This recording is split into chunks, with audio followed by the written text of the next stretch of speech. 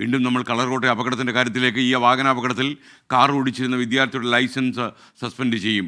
അപകടത്തെക്കുറിച്ച് വിശദമായി പരിശോധിച്ച ശേഷമാകും നടപടിയെന്ന് RTO പറയുന്നു.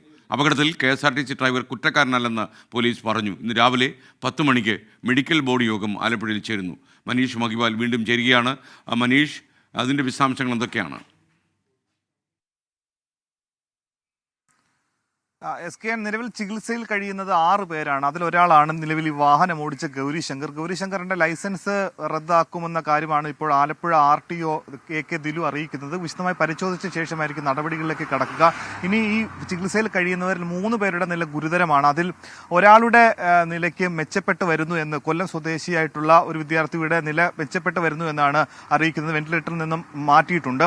പക്ഷേ അതിലൊരു വിദ്യാർത്ഥി, എടത്വ സ്വദേശിയായിട്ടുള്ള ഒരു വിദ്യാർത്ഥിയുടെ നില അതീവ ഗുരുതരമായി തുടരുകയാണെന്നാണ് ഡോക്ടർമാർ അറിയിക്കുന്നത്. തലച്ചോറിലും ആന്തരിക അവയവങ്ങളിലും ക്ഷതമേറ്റിട്ടുണ്ട്. വെന്റിലേറ്ററിന്റെ സഹായത്തോടു കൂടിയാണ് ജീവൻ നിലനിർത്തുന്നതെന്നാണ് അറിയുന്നത്. ഇതിന്റെ പശ്ചാത്തലത്തിലാണ് ഇന്ന് രാവിലെ ആലപ്പുഴ വണ്ടാനം മെഡിക്കൽ കോളേജിൽ 10 മണിക്കാണ് മെഡിക്കൽ ബോർഡ് യോഗം ചേരുന്നത്. 10 വകുപ്പ് മേധാവികളെ ഈ മെഡിക്കൽ ബോർഡ് അംഗങ്ങളായി നിയമിച്ചിട്ടുണ്ട്. ഇനി ഇത് സംബന്ധിച്ചുള്ള നടപടികളിലേക്കാണ്. ഈ വാഹനം വാടകയ്ക്ക് നൽകി എന്ന് പോലീസ് നിലവിൽ കണ്ടെത്തിയിട്ടുള്ള ഈ ഷാമിൽ ഖാന് 10 മണിയോടുകൂടി ആലപ്പുഴ അമ്പലപ്പുഴയിലുള്ള എൻഫോഴ്സ്മെന്റ് RTO ഓഫീസിൽ ഈ വാഹനത്തിന്റെ എല്ലാ രേഖകളുമായി ഹാജരാകാൻ അറിയിച്ചിട്ടുണ്ട്.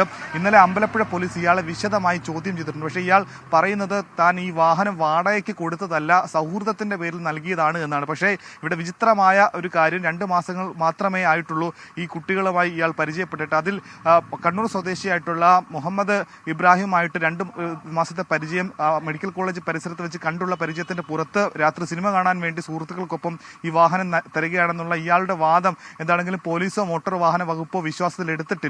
അപകടത്തിന്റെ പ്രാഥമികമായ കാരണം സംബന്ധിച്ച് ട്രാൻസ്പോർട്ട് കമ്മീഷണർക്ക് ആലപ്പുഴ എൻഫോഴ്സ്മെന്റ് RTO റിപ്പോർട്ട് കൈമാറിയിട്ടുണ്ട്. നമ്മൾ ഇന്നലെയൊക്കെ തന്നെ പറഞ്ഞതുപോലെ ഈ ശക്തമായ മഴ, ഒപ്പം തന്നെ ഈ റോഡിലുണ്ടായിരുന്ന ജലപാളികൾ, വെളിച്ചക്കുറവ്, വാഹനത്തിന്റെ കാലപ്പഴക്കം, 7 പേർ കയറാവുന്ന വാഹനത്തിൽ 11 പേർ കയറിയത്, ഇതൊക്കെ തന്നെയാണ് അപകട കാരണമായി ചൂണ്ടിക്കാണിക്കുന്നത്. എന്താണെങ്കിലും ഇത് സംബന്ധിച്ച് ഇന്ന് നടക്കുന്ന മെഡിക്കൽ ബോർഡ് കൂടി നിർണായകമാണ്. ചികിത്സയിൽ കഴിയുന്നവരുടെ ആരോഗ്യനില മെച്ചപ്പെടുത്താനുള്ള എല്ലാ സൗകര്യവും ന്യൂറോ സംവിധാനങ്ങളടക്കം മെച്ചപ്പെടുത്തി ഈ വണ്ടാനം മെഡിക്കൽ കോളേജിൽ നിന്നും മറ്റ് ആശുപത്രികളിലേക്ക് മാറ്റാതെ കോട്ടയം മെഡിക്കൽ കോളേജിലെ കൂടി ഡോക്ടർമാരെ ഇവിടെ എത്തിച്ചുള്ള ഏറ്റവും വിദഗ്ധ പരിചരണം നൽകാനുള്ള തീവ്ര ശ്രമത്തിലാണ് ആലപ്പുഴ വണ്ടാനം മെഡിക്കൽ കോളേജിലെ വിദഗ്ധ സംഘം. SKN മനീഷ് മഹിവാലാണ് വിവരങ്ങൾ നൽകിയത്.